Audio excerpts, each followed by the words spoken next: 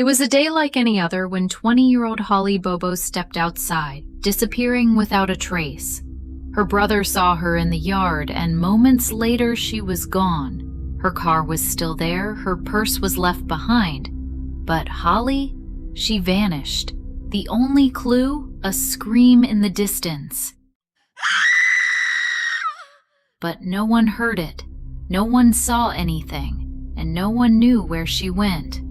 So what really happened that day? On April 13, 2011, Holly Bobo, a nursing student from Darden, Tennessee, was last seen by her brother in the early morning hours. Her car was still in the driveway. Her phone was never used again. No one could explain how she just vanished into thin air. Was it a random abduction? Did someone close to her have a hand in it? This case, which seemed like it should have been solved within days, became a tangled web of lies, confusion, and mistakes. From unverified alibis to a delayed response, the investigation turned into a disaster, leaving the Bobo family with more questions than answers. This is the story of what happened to Holly Bobo, and everything that still doesn't add up.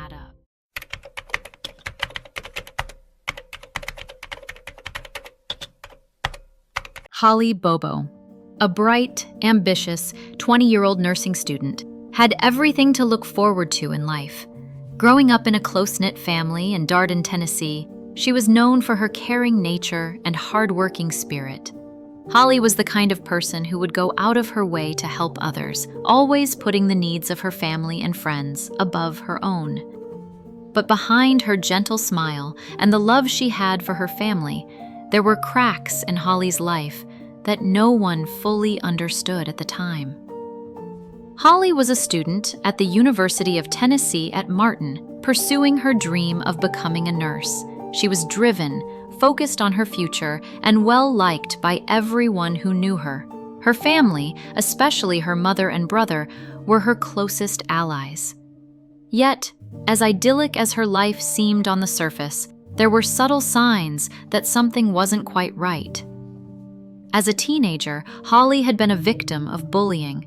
It was never something she openly discussed, but those who were close to her knew she struggled with anxiety and self-esteem issues. This wasn't uncommon for someone her age, but it painted a picture of a young woman carrying a heavy emotional burden. She had recently ended a relationship with her boyfriend, Drew Scott, which was a point of emotional strain for Holly. In the weeks leading up to her disappearance, Holly had been acting slightly different, withdrawn at times, and not as her usual cheerful self. In hindsight, the signs were there, small, seemingly insignificant details that would have been easy to overlook at the time. Friends and family reported that she had been texting less frequently, spending more time by herself, and even seemed to be more anxious. But no one could have imagined that these small shifts in behavior were leading to something far darker. Her family and friends would later reveal that Holly had spoken about being scared of something, though she never explained what exactly. This eerie sense of dread that seemed to hang over her wasn't lost on those who were closest to her. Did she sense something was coming? Was she trying to escape from something or someone? The questions would go unanswered, leaving behind a trail of doubt and suspicion that only deepened with time. April 13, 2011 was the day everything changed. That morning, Holly had gotten up early, preparing for another day of classes. Her mother, Karen, was at home when she saw Holly leave the house, walking to her car. It seemed like a normal morning, but it was the last time Karen would ever see her daughter. Holly had told her mother she would be home later in the afternoon, but she never made it to class. Around 7:40 a.m., Holly's brother Clint left for work, passing by her car in the driveway. He assumed everything was fine, not knowing that just minutes later, Holly's life, and her family's, would be turned upside down. Around 8 a.m., Karen received a call from Clint telling her that Holly was missing. At first, Karen thought it was some kind of mistake. Maybe Holly had gone somewhere with a friend. But as the day went on, the reality began to sink in. No one had seen Holly leave the house. No one had heard from her. Her car was still running in the driveway, her phone was gone, and her purse had been left behind. It was as if Holly had simply vanished into thin air. The police were called, and the search began almost immediately. A team of local authorities, along with volunteers, combed through the nearby area, including the woods behind Holly's house. But there were no signs of her. No footprints, no tire marks, nothing that would explain where she had gone or why she had disappeared. The initial search gave no clues, and as the hours turned into days, the frustration and confusion grew. The community rallied around the Bobo family, offering their help. But with each passing day, it seemed the case was slipping further into the realm of mystery. At the time of her disappearance, the small town of Darden, Tennessee, was shaken by the news. For the people who knew Holly, this wasn't just another missing person case. It was a tragedy that hit too close to home. Holly's disappearance sparked fear and unease in the community. Could someone have taken her? Was it a random act or something more personal? The investigation quickly unfolded into an emotional and chaotic process. Friends and family members were questioned, and the police attempted to piece together Holly's final moments. Every detail was examined, no matter how small. Was there anyone who might have wanted to harm Holly? Was there anyone who had reason to take her? In the days after Holly's disappearance, a neighbor claimed to have seen something unusual. A man in camouflage, walking toward the woods behind Holly's house around the same time she vanished. But was it connected to Holly's disappearance, or was it just a coincidence? Authorities didn't have answers, and the confusion deepened. As the investigation stretched into weeks, one thing became clear. No one could understand why she had disappeared. Holly didn't have any known enemies, and there was no reason to believe she would run away. Yet as the search continued, new leads and information would only add to the complexity of the case. But something felt wrong from the start. Was Holly's disappearance really a random event, or was there something deeper and more disturbing at play? As the investigation stretched on, the Bobo family was left with a growing sense of unease and helplessness. Each lead seemed to go nowhere, and the possibility that Holly had just vanished without explanation was a haunting thought. And as the days went by, the questions surrounding Holly's disappearance only multiplied. What happened that day? Was Holly taken by someone she knew, or was she a victim of a cruel stranger who had come out of nowhere? The silence that followed Holly's disappearance became deafening, and the mystery that surrounded her case has continued to haunt those who knew her ever since. In the next part, we'll dive deeper into the investigation, into the mistakes, the missed opportunities, and the shocking failures that have kept the truth out of reach for so long.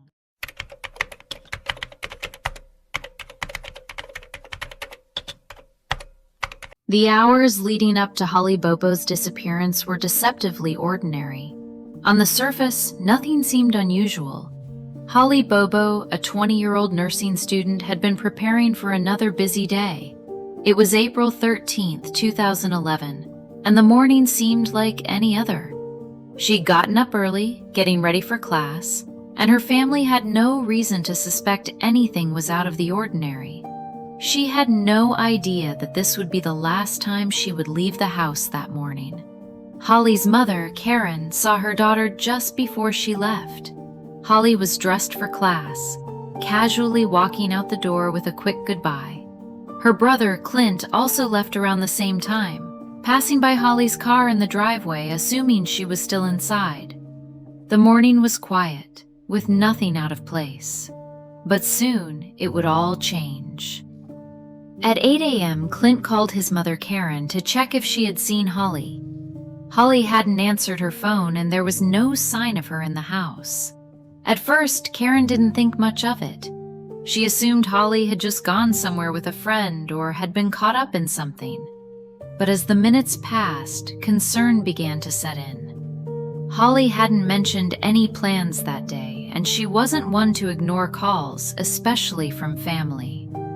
Karen went outside to check on Holly's car and was struck by a chilling sight.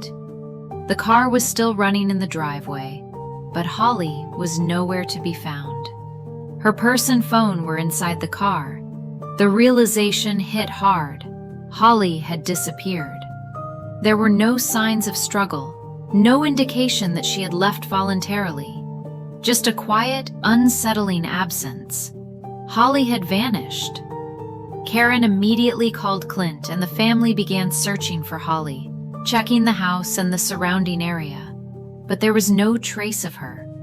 As they continued searching, the police were contacted and a formal search began. Still, no one had any answers. The woods behind the house, a place Holly sometimes walked, were searched, but there was nothing. No sign of Holly, no footprints, no clues. As the hours passed, the search widened. The community rallied to help, but despite their best efforts, no one could explain where Holly had gone or why. There was no sign of struggle, and no one had heard anything. It was as if she had simply disappeared into thin air. A neighbor came forward with an eerie detail. A man dressed in camouflage was seen walking toward the woods around the same time Holly would have been leaving for class. The timing seemed too coincidental, but no one knew if it was relevant to the case or simply a strange coincidence. The mystery deepened. Despite the growing concerns and the increasing search efforts, the authorities did not initially treat Holly's disappearance as an urgent case. The investigation started slowly, with the police questioning friends, family, and anyone who might have had contact with Holly. The small town of Darden was shaken, but no one knew what to make of the situation.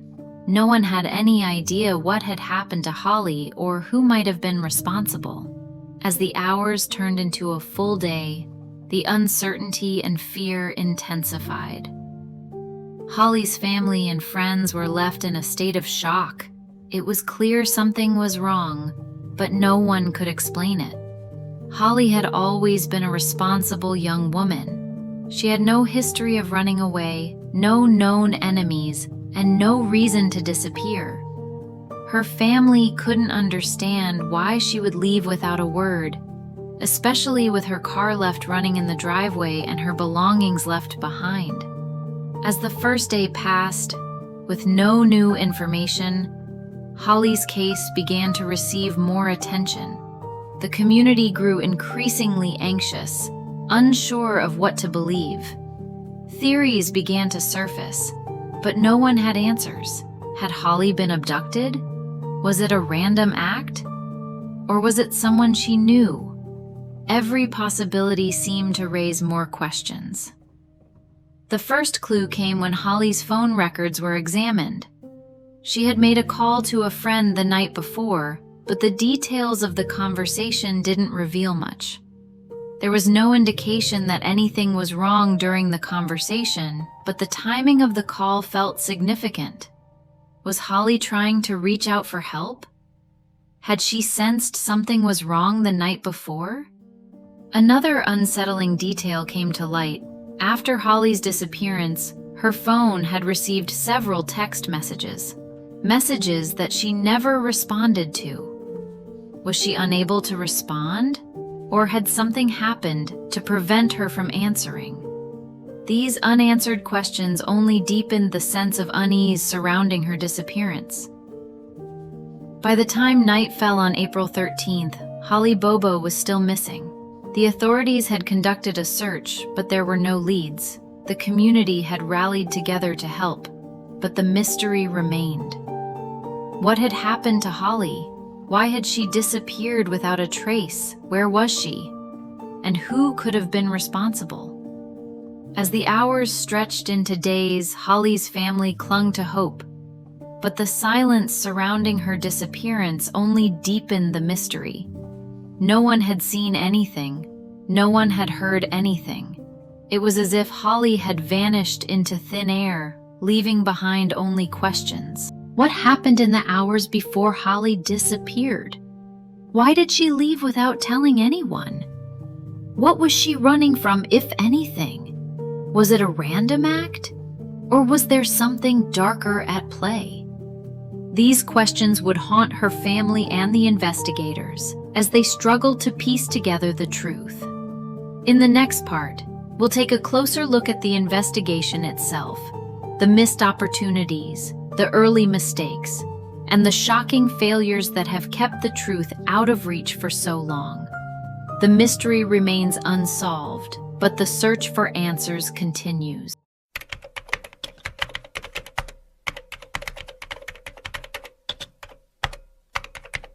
When Holly Bobo went missing on the morning of April 13, 2011, the investigation into her disappearance began with a series of shocking failures.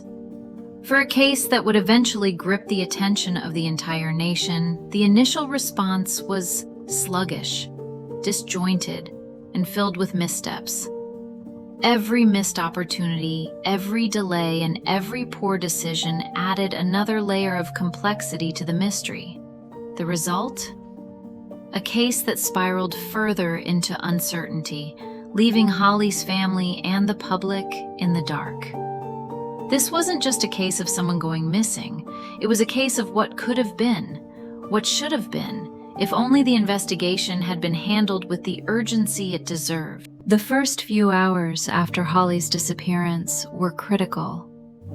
But instead of quickly mobilizing, the investigation was plagued by slow responses. The community rallied around the Bobo family, but the authorities didn't seem to treat Holly's case as a top priority at first. The police didn't issue an Amber Alert immediately, and the reasons for this are unclear. Amber Alerts are issued when authorities have enough information to believe a child is in imminent danger. Yet Holly was 20 years old, a young adult, not a minor. Authorities were quick to dismiss the idea that someone might have taken her, and the lack of urgency would haunt them later. An Amber Alert, especially in the early hours, could have made a world of difference. But the most glaring issue was the lack of immediate action on the scene. When Holly's family first realized she was missing, the house wasn't sealed off, the car wasn't immediately examined for clues, and the area was not secured. The car, the one Holly had left running, sat there in the driveway, untouched, for hours. This was a potential crime scene, but it was handled like an open invitation to anyone who wanted to tamper with the evidence. The vehicle could have contained critical clues like fingerprints, fibers, or DNA that might have led investigators to an answer, but instead it was left unexamined for far too long. Equally baffling was the lack of effort to secure surveillance footage from nearby businesses and homes. In this day and age, with so many cameras around, the opportunity to pull footage that might have captured Holly's movements or the presence of anyone suspicious was never fully utilized. The window to gather this footage quickly was missed, and as time went on, the footage would likely have been overwritten, making the search for those key visual clues almost impossible. The search for answers was already slipping through their fingers. The police also failed to interview key witnesses in the critical early hours. One of the first people to potentially have insight into what had happened to Holly was a neighbor who reported seeing a man in camouflage near the woods behind Holly's house, at approximately the same time Holly would have been leaving for class. But rather than prioritizing the lead, the police were slow to follow up on this tip, and the lack of action allowed the trail to grow cold. This man in camouflage, a figure who could have held answers, would eventually fade into the background of the investigation. The initial response was lethargic, leaving Holly's family to take matters into their own hands. Her parents, especially her mother Karen, began to take on an active role in the investigation. They reached out to volunteers, organized search parties, and did everything they could to keep the case in the public eye. They reached out to local news outlets, urging them to cover the case and to help spread the word. Still, the investigation from law enforcement remained sluggish. In those early hours, the Bobo family feared the worst, but instead of being met with swift action, they were met with apathy. The frustration from Holly's family was palpable, and rightfully so. They were asking, why wasn't this being treated like an emergency? The failures continued to mount. For days, there were no significant developments in the case. The police focused on a theory that Holly had run away, but that theory quickly fell apart. Holly had no history of running away. She was a committed nursing student with a bright future ahead of her. Her family had no reason to believe that she would leave without telling anyone. She had plans for that day and didn't even pack a bag, leaving her belongings behind.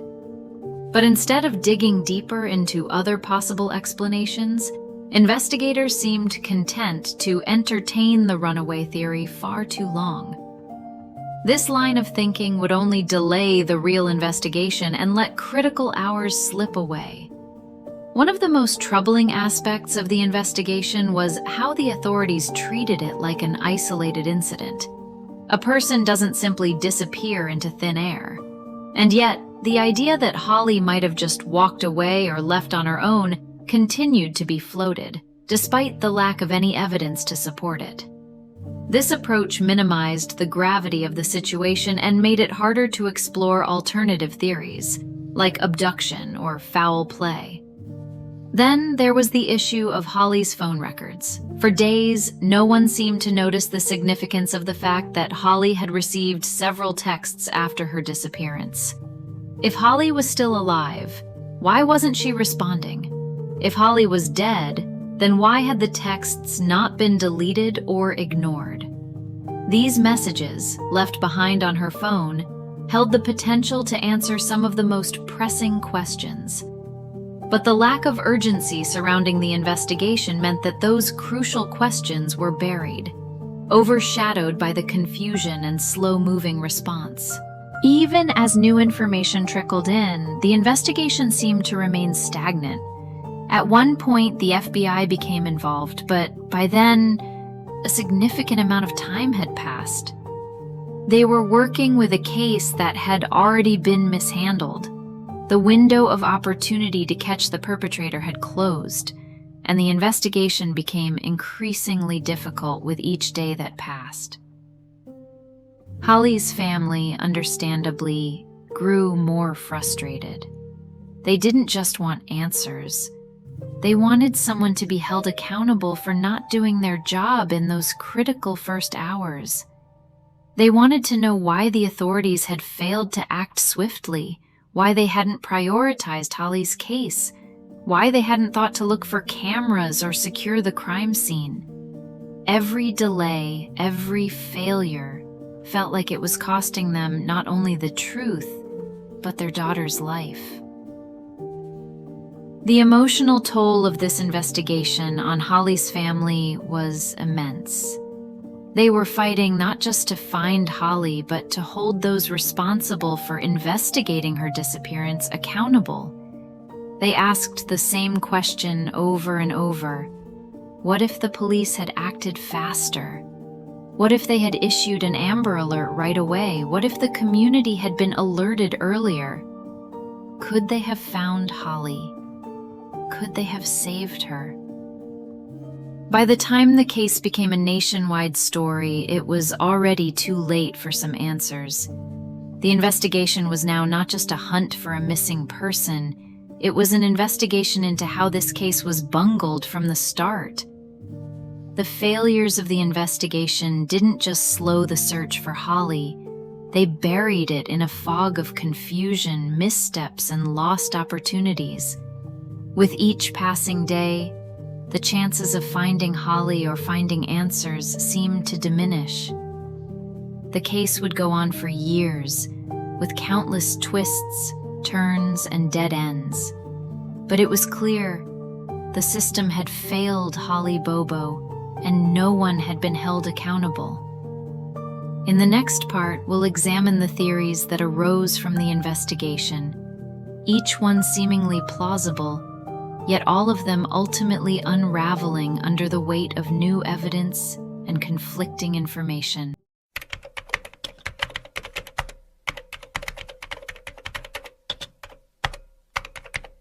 As the investigation into Holly Bobo's disappearance stretched on, theories began to emerge. Some felt comforting, easy to believe, while others stirred deep fear and suspicion.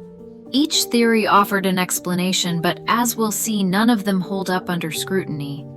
Each one starts as a possibility, then falls apart, leaving more questions than answers. As the case grew colder, the theories became more elaborate, but they all shared one disturbing trait: they didn't fit the facts. Let's dive into the three most widely discussed theories, all of which seemed plausible at one point, but as we dig deeper, each one crumbles under the weight of unanswered questions. Theory 1. The easy exit. The first theory to gain traction was that Holly Bobo had simply run away. This theory was the easiest for many to believe. After all, Holly had experienced emotional stress recently with the breakup of a relationship and pressures from school. It seemed logical that a young woman, feeling overwhelmed, might decide to disappear on her own terms, starting a new life far away from the small town of Darden, Tennessee. In the early days of the investigation, this theory seemed to fit. The absence of a struggle, no signs of forced entry into the home, and the fact that Holly's car was found in the driveway with the engine running. It all pointed toward the idea that Holly had just left. It would explain the silence, the lack of a trace, and the absence of anyone hearing or seeing anything suspicious. The theory suggested that Holly had made the decision to vanish, either to escape personal issues or to start anew. But then, the cracks in this theory began to show. If Holly had run away, why did she leave her car behind, still running, with her phone and purse inside? These were items she would have needed if she had gone somewhere, yet they were left untouched. If she had been planning to leave, why didn't she take these essential belongings with her? Further, Holly had been a responsible nursing student, with plans for her future and a family that she was close to.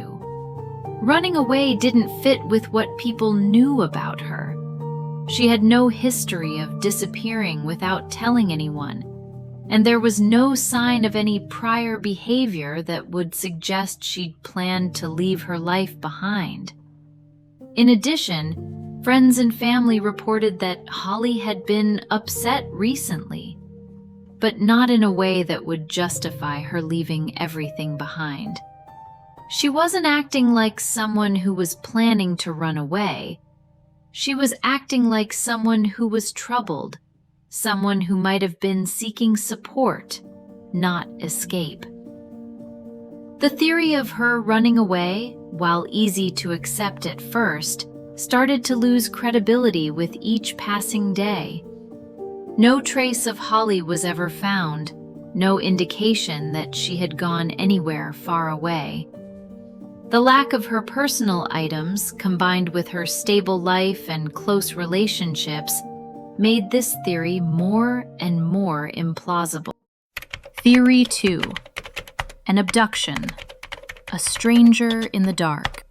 As the search for Holly Bobo grew more urgent, the idea of an abduction became the next plausible theory.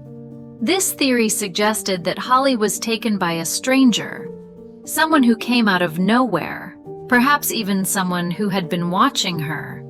The theory fit many of the facts: the unexplained disappearance, the car still running in the driveway, and the fact that no one had seen or heard anything unusual. If someone had grabbed Holly, it would explain why there were no signs of struggle, why there was no screaming or commotion. Perhaps it had been quick and silent. The idea of a stranger abduction quickly gained traction, especially as the case gained national attention. People speculated that Holly had been taken by someone who had been lurking nearby, someone who had no connection to her, but simply saw an opportunity. It was a terrifying thought, a random act of violence, someone picking Holly at random and disappearing without a trace. There were rumors of a man in camouflage seen walking near the woods behind Holly's house, and this seemed like an eerie piece of evidence to support the theory of an abduction. But as the investigation continued, the stranger abduction theory started to unravel. There were no tire marks, no signs of a struggle, no witnesses who saw anything unusual, no one heard anything. In real-life abductions, there are usually signs that something has gone wrong, some hint that an abduction has taken place. But in Holly's case, everything was eerily quiet. No one had seen anything suspicious in the neighborhood. The police found no evidence of forced entry or physical signs of a struggle. Holly's body was never found, and there was no sign of a ransom demand or any communication from the alleged abductor. In fact, the more investigators dug into the theory, the more questions arose. How could someone abduct her without anyone noticing? How could someone abduct a woman in broad daylight in a relatively quiet neighborhood without anyone hearing or seeing anything? This theory seemed too neat, too perfect. An abduction without a trace, a criminal who was too good at covering their tracks. The more people tried to believe in it, the more it seemed like it could never have happened in real life. There was simply no way that such a perfect crime could go off without a single piece of evidence. The stranger abduction theory may have seemed terrifying, but it didn't fit the facts. It didn't explain why Holly's car was left behind, or why there was no physical evidence to support the idea of an abduction. Theory 3. Someone she knew. A personal connection. The third theory, and the one that became more and more unsettling as time passed, was that Holly Bobo's disappearance was not the result of a random act, but something personal. This theory suggested that someone close to Holly, someone she knew and trusted, was involved in her disappearance. It could have been an ex-boyfriend, a friend, or even someone from her past. The theory of a personal connection explained the absence of forced entry or signs of struggle. If Holly knew her abductor, she might have willingly gone with them. Or the situation could have escalated into something darker. At first, this theory seemed plausible, especially given Holly's recent breakup and emotional state. She had been acting withdrawn, and some people thought that she might have been in an emotionally vulnerable state. The theory suggested that someone took advantage of this vulnerability. And the idea that someone close to her was involved, someone who knew Holly well enough to trick her or manipulate her, was a terrifying one. But as investigators dug deeper, this theory fell apart too. If it had been someone Holly knew, there should have been signs of control, manipulation, or a pattern of behavior that suggested the involvement of someone close to her. But there were no such signs. No one close to Holly seemed to have any motive for her disappearance. No one had been acting out of character or showing any unusual behavior. Moreover, Holly's family and friends were all thoroughly investigated, and no one was ever implicated in her disappearance. If the person who took Holly was someone close to her, why did they not show any signs of guilt, remorse, or attempt to cover their tracks? Why didn't someone close to Holly slip up or confess? The lack of any physical evidence tying anyone to the crime made this theory increasingly difficult to believe. The three main theories: that Holly ran away, that she was abducted by a stranger, or that someone close to her was involved, all start with a sense of logic, but none of them hold up under scrutiny. Each theory, as it gets closer to being a possible solution, quickly falls apart when confronted with the facts. The more you look at each one, the more they leave behind unanswered questions. What happened to Holly Bobo? Did someone she knew take her? Was it an act of pure evil from a stranger, or did Holly simply disappear for reasons we still don't understand? The theories are just that, theories, and as much as we want answers, they remain as elusive as Holly herself. The truth, buried beneath layers of confusion and mistakes, continues to haunt those who seek it. And maybe, just maybe, the question we need to ask isn't what happened to Holly, but what was so dangerous that it had to disappear with her. Years have passed since Holly Bobo disappeared, but the questions that linger around her case remain as haunting as ever. Her family, friends, and even the investigators involved are left with an unbearable weight. The kind that comes with having no answers, no resolution. The pain of Holly's absence is not just a wound that fades with time, it's a scar that deepens, an open-ended mystery that refuses to let go. For Holly's family, the emotional toll of her disappearance has been immeasurable. Her mother, Karen, has spoken about how every day without her daughter feels like a lifetime. The empty spaces in their home are a constant reminder of Holly's absence, and the silence in their lives is deafening. What was supposed to be a momentary separation has stretched into years of unanswered questions. The grief doesn't come in waves anymore, it's a constant, unrelenting force that they carry with them. Karen Bobo, along with her husband and Holly's brother Clint, has become a symbol of perseverance. Despite the heartbreak, they have never stopped fighting for answers. Every year, on the anniversary of Holly's disappearance, they hold vigils, hoping that someone, anyone, will finally step forward with the information they desperately need. But as time passes, the search becomes not just about finding Holly, it's about holding on to the hope that something will break the silence. The toll on Clint, Holly's brother, has been equally devastating. Having been the last person to see Holly that morning, he carries an unbearable guilt. The what-ifs never leave him. What if he had stayed home? What if he had noticed something unusual? Those questions have haunted him for years, and though the family has rallied together in support, the isolation of living with those unanswerable questions is something he alone understands. The guilt of not being able to protect his sister or bring her home is a weight that lingers. The toll of Holly's case isn't just emotional, it's physical. Both her parents and Clint have aged visibly in the years since Holly disappeared. Their once vibrant faces now show the strain of long nights spent wondering where Holly is or what might have happened to her. And the pain isn't just theirs. The entire community of Darden, Tennessee was rocked by Holly's disappearance. It's a small town, and Holly wasn't just a statistic. She was their daughter, their neighbor, their friend. The shockwaves from her case still ripple through the town, leaving a sense of unease. How could someone simply disappear without a trace?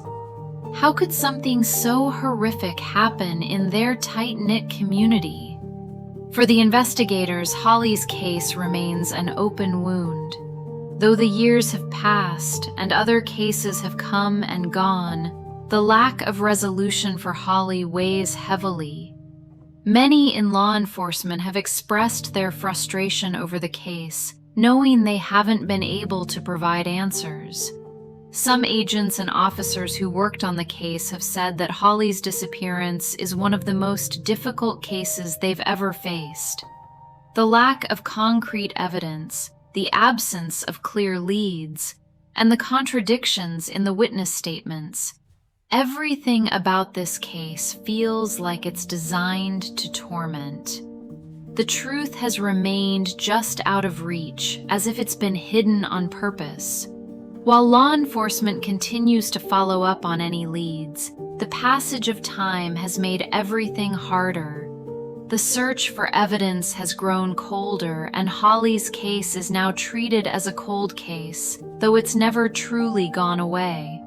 There are still moments when new information surfaces, a tip, a rumor, a piece of evidence that gets reevaluated, but time has taken its toll on the chances of solving this case. Key evidence, like the surveillance footage from nearby businesses or cell phone records, is now lost to time. Witnesses forget, their memories blur, and the small town that once seemed so sure of its quiet, unbroken nature is now marked by the ghost of one woman's absence. Despite the stagnation, the search never fully stopped. Holly's name has never been forgotten, especially by those who were closest to her. The media, though they moved on to other stories, occasionally revisit her case. There are people out there who still care deeply about finding the truth, keeping Holly's story alive, even when it seems like the answers might never come. Social media, news outlets, and even private individuals who have never stopped following the case continue to push for updates, hoping for a breakthrough that is yet to come. The silence surrounding the case is more than just unsettling. It's haunting. People have moved on and life has continued, but Holly Bobo's case remains open, unresolved, and unresolved cases are a kind of injustice that never fades. The question, what happened to Holly Bobo, is one that lingers in the air, unanswered, as time continues to slip away. So, after all this time, what are we left with? A missing person, a family in torment, and a community forever changed. But the most painful part of Holly's disappearance isn't just the not knowing. It's the way the world moved on without the answers. People forget, cases fade from the headlines, and yet, in the Bobo family's hearts, the search never ends. The absence of closure is a heavy burden, one they continue to bear. And so, as we look at Holly's case, we're reminded that missing doesn't mean gone. Forgotten doesn't mean resolved. For those who loved Holly, the story is still unfolding, and the weight of that truth will never be lifted. If you've been following her story this far, you're not alone. You've felt the weight of this mystery too. And maybe, just maybe, the question we should all be asking ourselves is, if this were your daughter, would you be able to let go? Holly's case isn't just a story. It's a reminder that the people we love, when they disappear, leave behind something much heavier than just questions. They leave behind a permanent void, one that never truly heals.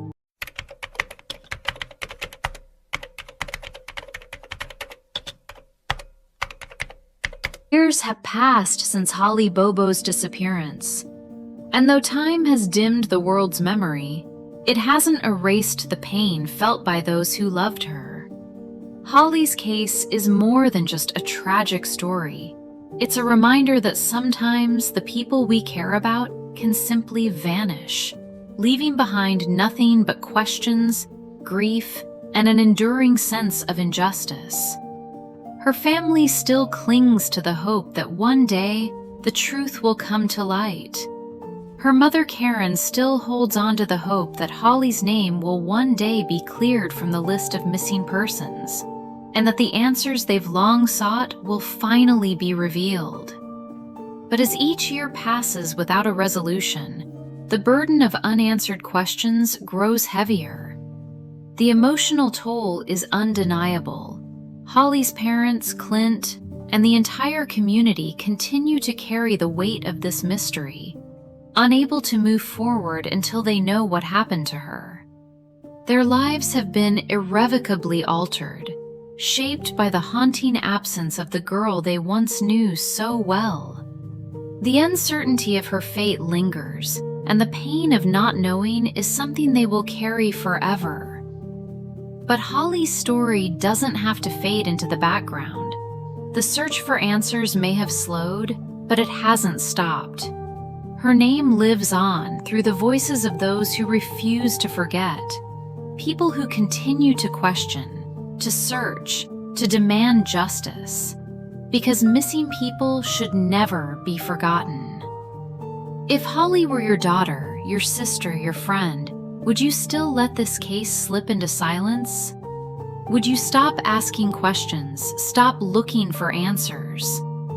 The questions don't stop here. If you followed Holly's story, don't let her be forgotten. Leave a comment below with your thoughts, and share this video to keep her memory alive. Like and subscribe for more true crime stories that still need answers. Holly's story is one of many, and together we can make sure these cases don't fade into the dark. The search for truth must continue.